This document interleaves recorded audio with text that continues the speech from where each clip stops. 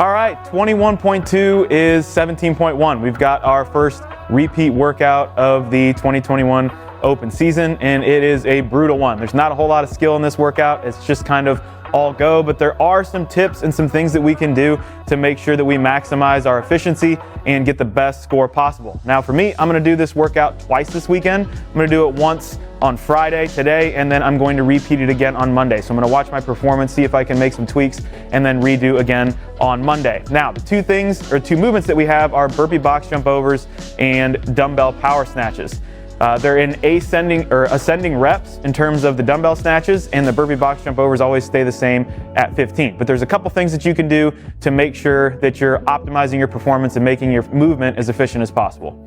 When we're talking about the dumbbell power snatch, one of the things that we need to pay attention to is how much we're using our lower back and posterior chain, and how much we can actually activate our quads when doing this movement. So what you'll see probably this weekend, when a lot of people start getting tired, they're gonna stop dropping into that squat position almost to pull the dumbbell off the floor. They're gonna hinge a lot at the hip, right here, keeping a nice high hip. This is gonna cause me to use a lot of my hamstrings, my glutes, and my lower back to pull the dumbbell off the floor. Now what I'm gonna try to focus on today is pushing my knees slightly more forward, getting down in almost more of a squat position, and this is gonna enable me to use a little bit more of my quads during the movement, getting the dumbbell from ground to overhead. So paying attention to this is gonna help distribute the load and distribute the fatigue to the anterior chain as well as your posterior chain. Now when you get in that last set of 50, that's when you're really gonna have to focus on this to keep it in the front of your mind and keep the reps as clean as possible.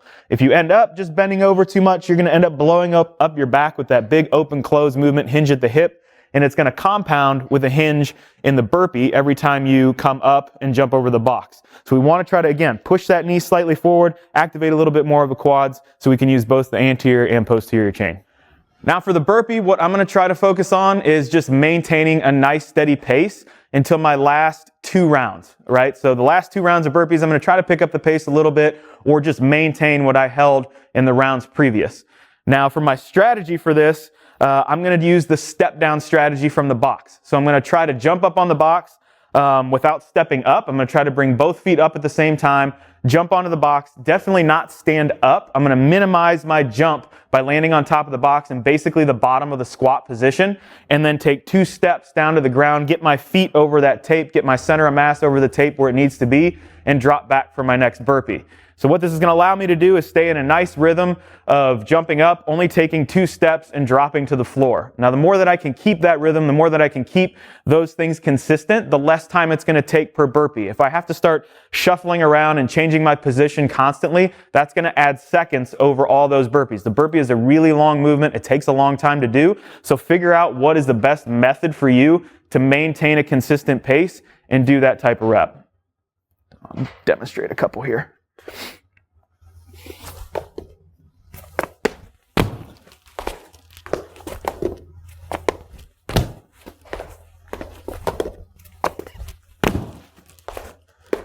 The other thing that I'm going to try to do for the burpee from the start is to actually warm myself up.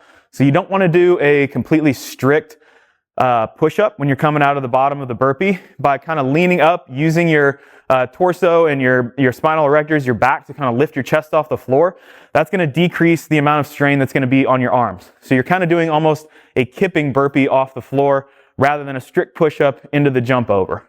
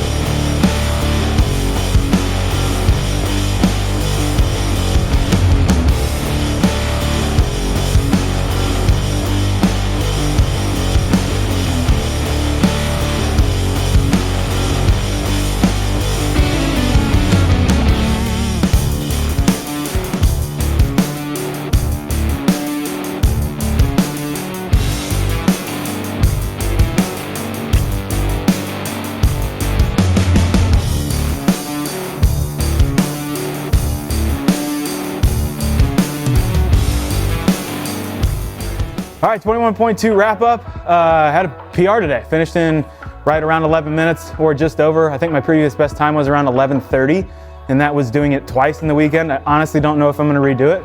That's a great time for me. The things that really worked, setting my pace on the burpees the way that I did, that enabled me to maintain the tempo through the whole workout. So I could just move back and forth between the dumbbell snatches and the burpees. I didn't come out too hot.